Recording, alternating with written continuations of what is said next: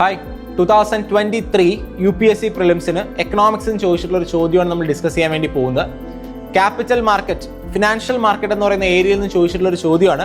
ഇവിടെ നോക്കിയേ, ഇവിടെ 4 മാർക്കറ്റുകളെ പറ്റി പറയുന്നുണ്ട്. ഇതിൽ ക്യാപിറ്റൽ മാർക്കറ്റിനകത്ത് ഉൾപ്പെടുന്നത് ഇൻക്ലൂഡ് ആകുന്നത് എത്ര എണ്ണോ എന്നാണ് ചോദ്യം. നോക്കി, അതിൽ ആദ്യം പറയുന്ന government bond market, second one call money market, third one treasury bill market, fourth one stock market. ഇതിൽ എത്ര എണ്ണമാണ് ക്യാപിറ്റൽ മാർക്കറ്റിനകത്ത് വരുന്നത്? ശ്രദ്ധിക്കുക, ക്യാപിറ്റൽ മാർക്കറ്റിൽ വരുന്നത് എത്ര എണ്ണോ എന്നാണ്. നമുക്കറിയാം, ക്യാപിറ്റൽ മാർക്കറ്റ് എന്ന് പറയുന്നത് ലോങ് ടേം സെക്യൂരിറ്റീസ് അല്ലെ, ലോങ് ടേം ഫണ്ടുകൾ ഡീൽ ചെയ്യുന്ന മാർക്കറ്റാണ് ക്യാപിറ്റൽ മാർക്കറ്റ്. ലോങ് ടേം ഫണ്ടുകൾ എന്ന് പറയുമ്പോൾ അതിന്റെ മെച്യൂരിറ്റി പീരീഡ് 1 വർഷമോ അതിന് മുകളിലോ ആണ്.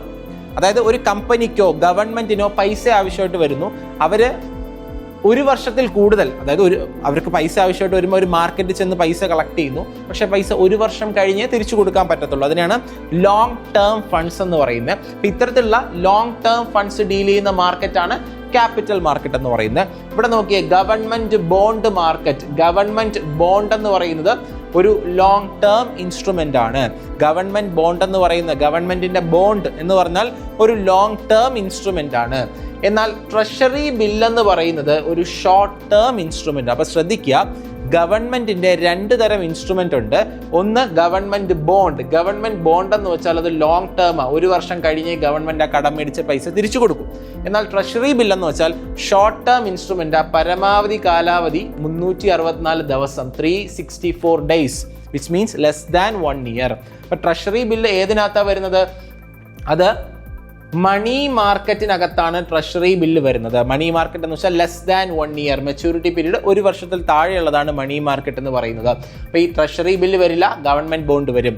ഇനി സ്റ്റോക്ക് മാർക്കറ്റ്, നമുക്കറിയാം സ്റ്റോക്ക് മാർക്കറ്റ് എന്ന് പറയുന്നത് long term market. Shares, debentures തുടങ്ങിയ കാര്യങ്ങൾ കമ്പനികൾ വിൽക്കുന്ന സ്റ്റോക്ക് മാർക്കറ്റ്, സ്റ്റോക്ക് എക്സ്ചേഞ്ചുകൾ, അത് ലോങ് ടേം മാർക്കറ്റാണ്. അപ്പോൾ അത് ക്യാപിറ്റൽ മാർക്കറ്റിൽ വരും.